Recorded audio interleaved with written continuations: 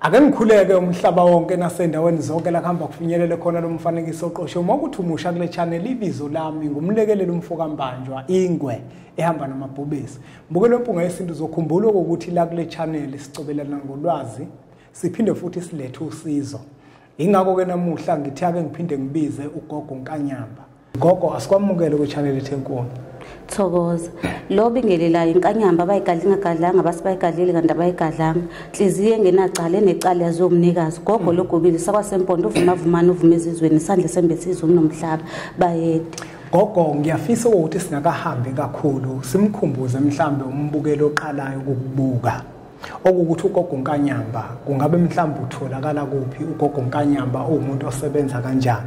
ugogo Nkanyamba ngabe mhlambe uyahlola umehlola uyahlola yini ocingweni noma ugogo akahlola ocingweni ugogo Nkanyamba utholakala kwamaphumulo endaweni yasemshana esigodi emambedweni asihloli efonini ke ngithi nje umuntu akayifikele yena esigodlweni bese ke sihlola mathupha umnikelo wakhona futhi asiwusende emabhenki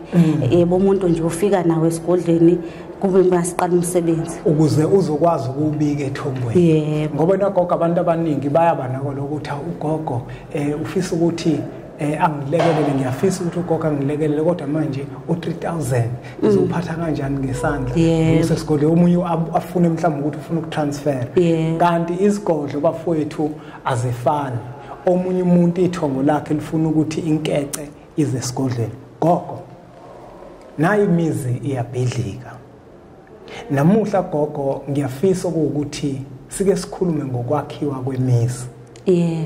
nokubiyelwa kwemizi ngiyacabanga gogo ukuthi wena njenganomuntu osebenza ngokwesintu nangokwelapha ngokwendabuko zikhona izinto gogo onazo ngoba ngesilibalekela iqiniso lokuthi endulo imizi yayima nje ingoba abantu basendulo babejula futhi imvelo babeyisebenzisa kodwa thina enkathini namuhla imizi ibhidlika kangaka uthola ukuthi insizwa umuzi wayo ayubiyele nowesifazana uthola ukuthi mina njengendoda ngigcina manje sengiya ngaphandle ngesizathu sokuthi wena ikhaya angazi ukuthi umuntu wesifazane wenza njani gogo umuntu wesifazane angithi akabiyele uyakho umuntu wesifazane uyakha yebo manje gogo ngasithatha usibeke ukuthi njengoba imizi ibhidlika kangaka ugogo Nkanyamba ngeke nakwazi ukubalekelela labantu esebebhidlikelwe imizi kangaka ugogo Nkanyamba uyakwazi ukuthi balekelele abantu kuleso simo sikanjalo kakhulukazi nje obaba banenkinga ababhekana nazo mihla namalanga uthola ukuthi umama useze waphuma wahamba ekhaya uthola ukuthi kwesinye isikhathi abasahlangana enkonzweni yasekamereni inkinga ifika ibe lapho kanjalo futhi omama ke kufanele ukuthi bewakhe umuzi uyakhiwe obaba kuthola isikhathi kabayithandisisi leyo nto leyo ngoba uthola umunye ubaba uzothi hayi usuyangidlisa wena kanti cha kumele naye wesifazane wakho impela kade ngisathi ngiyakhona ukuthi umuntu wesifazane uthi uyakha kusho ukuthi manje mina kufanele ngibe isiyoyo sakhe lutho akubi kanjalo uma ngabe umuntu wesifazane akho umuzi ilapho khona naye ezophuma ehambe enyangeni yakhe noma esangomeni sakhe kuhlanganiswa amakhubalo athize ekutheni umuzi wakhe uwakheke ngoba indaba eqala la ayesithi mhlawumbe ubaba eqaleni ube nomunye umama ngaphandle wathola ingane bese lo mama engamthathi ethathe lo mama lo khona njengamanje bethatha lo mama khona njengamanje lo akazokujabula uzosukuma naye ehlanganisa induku zakhe lapho ke indaba ifika iqale khona uthola ukuthi sekunechitho umama kwesinye isikhathi ungabe umbuka umama uthola ukuthi haye usuyamnyanya kanti bekuthiwa yena umama besukumile ekuqaleni wakha umuzi wakhe ngaba kukho lapho ngaba kufika ngakuloso simo uma ngithi ngikulalela kahle gogo ngamafuphi uthi owesifazane owakha umuzi wakhe ovikelayo umuzi wakhe ukuthi ungabhidliki hayi ukuthi osebenza indoda ukuthi izwe yebo kuba kanjalo ngoba ngempela gogo ngeke sakubalekele ukuthi thina samadoda sadalwa ngendlela esadalwa ngayo omunye uthola ukuthi uzoba nentombi intombi sifaka izichitho lekhaya wayibona lo manje umuntu onjalo umethi uya kugogo Nkanyamba ugogo Nkanyamba uyakwazi ukuthi amlekelele mhlambe la ngifisa ukuya khona gogo uma wesifazane efika kuwena ethi ngifisa ukuthi ungakhisa umuzi uqale uchithe ithambo yini mhlambe ubone ukuthi inkinga mhlambe imayilana nani noma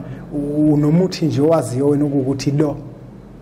uyakwazi ukuthi umakhise lo wesifazane ngiqale ngibheke yena isimo sakhe ngoba kuyenze kwesesikhathi usuzofika ethi uzofuna umuthi wokwakha umuzi kanti inkinga ayikho lapho kunala kufanele eqale khona yebo qale sibheke yena isimo sakhe siqede bese ngimnikeza ke lo muthi ukuthi akahambe eyokwenza kanje ngeke ngisadalula ukuthi wenza kanjani lokho kweni kodwa manje akubona ukuthi mhlambe mina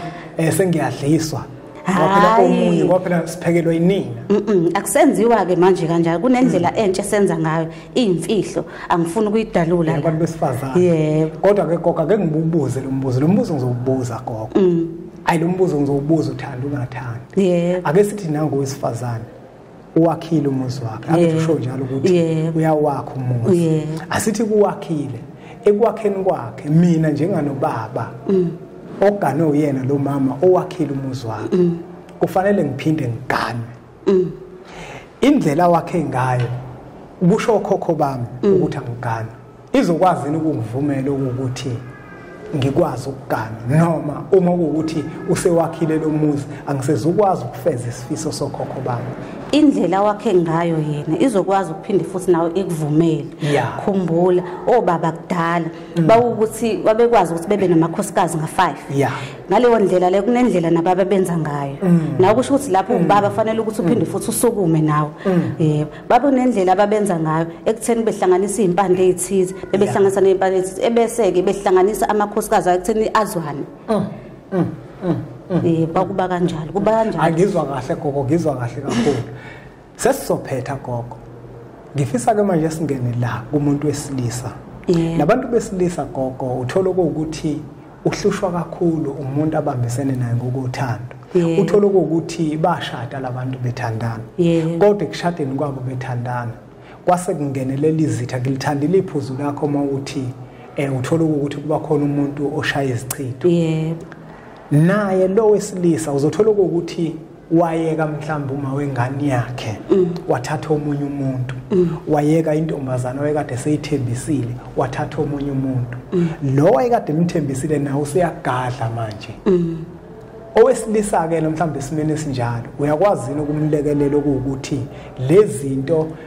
abamjijela ngazo ezimenza manje ukuthi umuzi wakhe ugcine uchitheka naye akwazi ukuvikeleka ngoba sengichazile nje ngithi kwabantu besilisa umuzi uyawuvikela yebo uyawuvikela umuzi wonke umuzi bungabuye indoda ke kumele ube nesisekelo nenhlonipho futhi yakhona ekhaya yebo leyo ngalo ndlela leyo uyakwazi wakhulumisa kwendoda ngempela uma uyindoda umuzi kubalekile ukuthi ubiyele awukwazi ukuthi uzoba nomuzi ongabiyele engena noma ngabe ubani yebo kuba kanjalo ingakho kubalekile kwesinye isikhathi ukuthi uma ngabe umuntu esilisa usukume nje nawe uhambe uyobheka uhlanganise la uhlanganisa khona ukuze umuzi wakho uzoqhubeka ukuthi uye phambili ngoba lento le ihambe kwesinye isikhathi nezingane ekhona so manje ingane ayisakhuli kahle ngale nkathi niba noqhekeke uphathi kwenu babili izingane nazo ziyakuba nomthetho ukuthi ayisakhuli kahle enye ingane ngisihloso sokuthini ngihloso ukuthi manje ingane ayisakwazi ukuthi ibe nomthetho kamama iphinde futhi ibe nomthetho kababa yabona isikhula nje ngendlela engafanele ikhuliswa umthetho owodwa mhlawumbe umthetho kamama nomama naye engenayo ukubambisana nobaba gogo sesiphetha kunomuntu wesifazane la ngcono ngoba wena umuntu wesifazane yebo mina nginayo yogathi yamadoda yebo la kunomuntu wesifazane othi umehlangene nowakwakhe benza inkonzo kodwa manje uthola ukuthi lo wakwakhe akasagculiseki kahle lo wesilisa ngenxa yenkinga owesifazane abhekana nazo kwesinye isikhathi kuyenzeka umuntu wesifazane aziphuphe enze ucansi uma eziphuphe enze ucansi kanti sekuyisilwane bese siyamona uyabona uthola ukuthi kunekhasi eselidabukile lapha eBhayibhelini iBhayibheli aliseyona lento yathi lilona ugogo nkanyamba ngabe unazo yini izinto ezilekelela abantu besifazana ukuthi amakhasi asefuna ukudabuka kweBhayibheli akwazi ukuthi aba amakhasi nje kahle kuze uma elivule iBhayibheli kwenziwe inkonzo elivulela ubaba wazi naye ukuthi na kanjani uyazi ukuthi umyeni wakhe uzoyithola intokozo ngencwadi amvulele yona. Yebo, zikhona izinto ezikanjalo, sayikhipha into ezikanjalo ekhaya ngithi nje umuntu akayifikele namathupha njengoba bese ngichazile. Angithandi ukuposa umuthi ngoba uqala udlule ezandleni eziningi. Ngithi nje umuntu akayifikele yena ebese ngimsebenza ke, ngimnikeza ke lezi zinto lezi kufanele ngimnikeze zona ezisebenzisi. Angizokuyidalula futhi la okwami naye bese efikile ukuthi uyisebenzisa kanjani. Ngiyakuthanda lapho ngoba kunezinto ezithinta amadoda kuphela nathi singesikwazi ukuzikhuluma nezithinta abasifazane kuphela ezidinga ukuthi abesifazane babe bodwa. Hayi gogo asingasawageqa amagula ngoba simunke. Mbukelo mpunga yesintu usekhuluma ugogo wawageqa amagula nakuba kade singaqondile ukuthi siwageqe. Inhloso bekuwukukha phezulu savele sakhenzikeni. Le number uzibona uzivela le screen sakho ezakho ugogo unkanyana. Isihloko sethu kube sikhuluma ngaso besikhuluma ngokwakhiwa kwemizi. Gogo kunombuzo ekufana ngobuze angangawubuza. Kunabantu abajolayo. Lo muntu lo bayajola le ntombazana izothi gogo ngicela ukuthi ungilekelele ngakhe angazi noma uyakwazi ukwakha ojolayo. Yabona ke lapho ke impela ngithule ngikubhekisise kahle kufika ngoba ngizokunikeza lento uthola ukuthi manje uthando lweni vele liphelele emoyeni noma sokuba ukuthi manje wena usudlala ngaye lo muntu ngengithanda ukunikeza abantu ngempela sebebambisene bese beganene okwangempela. Asibonge kakhulu kwembukelo empunga yesintu ngokuthi ubukele umfanekiso oqoshe. Siyacela ukuthi uthathe udlulisele kwabanye abantu ngoba nakubona uzoba usizo olukhulu njengoba sishilo ukuthi inombolo lezo zibonayo ezakho ugogo uyamthinta uzokuthi mawufuna ukuya esigodlweni sakhe uyothola usizo uhamba kanjani. Sibakhumbuze ukuthi kwamba uthe utholakala kuphi mhlawumbe umuntu ohamba ngemoto yakhe uma efuna ukufaka kwinkombandlela GPS ngolukanqeqe okuthi iyiphi indawo mhlawumbe angayifaka ezokwazi ukumthatha iyombeka khona maphumulo nje ebhala isikole lapho esimbonqeni primary school embonqeni. Yebo. Asibonge kakhulu kwembukelo empunga yesintu. Siyacela ukuthi uqhubeke njalo subscribe ku channel ethu enkulu Impunga Yesintu TV bese sithi nje impunga.